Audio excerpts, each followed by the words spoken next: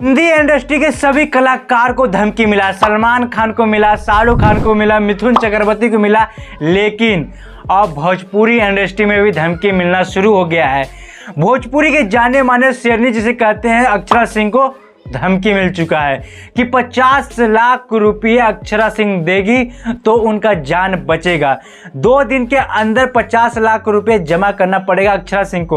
अगर अक्षरा सिंह 2 दिन के अंदर 50 लाख रुपये नहीं जमा करते हैं तो अक्षरा सिंह इस दुनिया में नहीं रहेगी, अक्षरा सिंह को मौत हो जाएगा।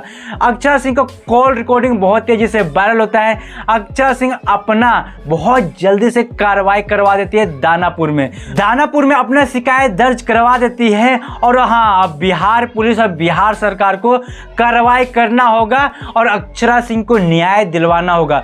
दोस्तों, अपना कमेंट में राय जरूर बताना, क्या बिहार सरकार न्याय दिला पाएगी कि नहीं दिलवा पाएगी 2 दिन के अंदर। अपना कमेंट में राय जरूर बताइएगा। भोजपुरिया समाज जिंदाबाद भैया।